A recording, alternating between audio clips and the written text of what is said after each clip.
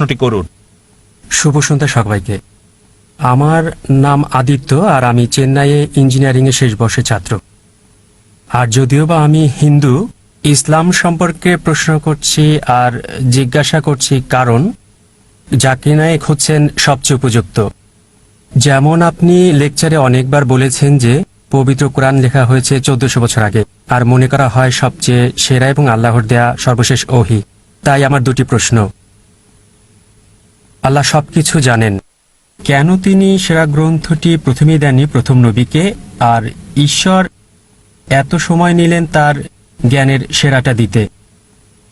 আমার দ্বিতীয় প্রশ্ন এটার সাথে সম্পর্কিত, যদিও পবিত্র কোরআন লেখা হয়েছে 1400 বছর আগে, আর মানুষ পৃথিবীতে বসবাস করছে হাজার হাজার বছর আগে, তাই কেন অতি দয়ালু আল্লাহ তাদের সেরা জ্ঞানটা দেন না যা আমাদের দিয়েছেন 1400 বছর আগে? ধন্যবাদ সবাইকে। ভাই, আপনি প্রশ্ন করলেন খুবই প্রাসঙ্গিক প্রশ্ন, দুটো প্রশ্ন, একটা হচ্ছে আরেকটার উত্তর। আপনি বললেন যে কেন আল্লাহ সুবহানাহু ওয়া তাআলা এই চূড়ান্ত বার্তা দিলেন 1400 বছর আগে, প্রথম মানুষ থেকে কেন দেননি? আর দ্বিতীয় অংশ একই প্রশ্নের উত্তর, যে 1400 বছর আগে যে লোকজন ছিল তাদের ব্যাপারে কি হবে? তারা কোরআন থেকে বঞ্চিত।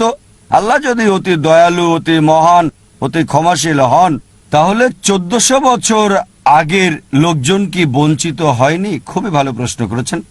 আপনার প্রশ্নের উত্তরে বলছি, আমার ছেলে আমাকে বলল, আব্বা, বাবা, তুমি চাও আমি ডাক্তার হই, তাহলে কেন নার্সারিতে প্রথম শ্রেণীতে, দ্বিতীয় শ্রেণী, তারপরে স্কুল কলেজে ভর্তি করালে? আমাকে বলো তো, সরাসরি মেডিকেল কলেজে ভর্তি করালে না কেন?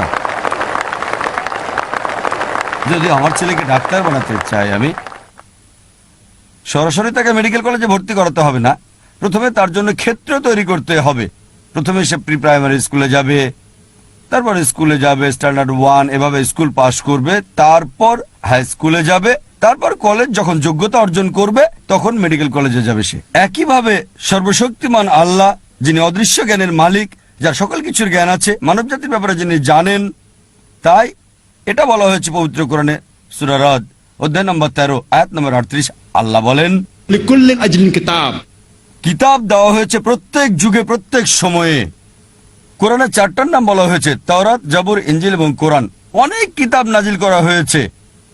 প্রথম কিতাব নাজিল করেছেন কারণ সর্বশক্তিমান আল্লাহ জানতেন যে মানব জাতির আরো উন্নতি করতে হবে। যদি সেই সময় কোরআন নাজিল করতেন, সেই প্রথম সময়ে আমাদের আদি পিতা আদম আলাইহিস সালামের সময়, তিনি জানেন যে মানুষ এটা বহন করতে পারবে না। এ কারণে যে কিতাব কোরআনের আগে এসেছে, মানে ইনজিল, এখন হলো বাইবেল, যদিও আমরা বাইবেলকে ইনজিল বলে মনে করি না, তবে বাইবেলের কিছু অংশ হয়তো ঈশ্বরের বাণী। এটা বলা হয়েছে বাইবেলে গসপেল অফ জন অধ্যায় নম্বর 16 অনুচ্ছেদ 12 থেকে 14। যিশু আলাইহিস সালাম বলছেন, আমার অনেক কিছু বলার আছে, এখন তোমরা তা সহ্য করতে পারবে না। যখন সত্যের আত্মা আসবে, সে তোমাদের সত্যের পথ দেখাবে, তোমাদের আশার পথ দেখাবে, আমাকে সম্মানিত করবে। তা যিশু আলাইহিস সালাম জানতেন।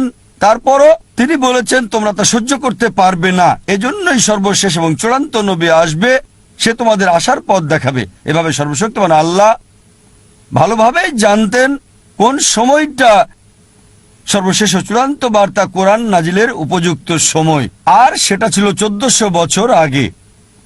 এবার আপনার দ্বিতীয় প্রশ্নে আসি, কোরআনের আগের লোকজনের কি হবে? তাদের ব্যাপারে বলি, আমার ছেলে যদি ক্লাস 1-এ পড়ে, তাকে মেডিকেল কলেজের প্রশ্নপত্র দেওয়া হবে না, ক্লাস 1-এর প্রশ্নই তাকে দেওয়া হবে।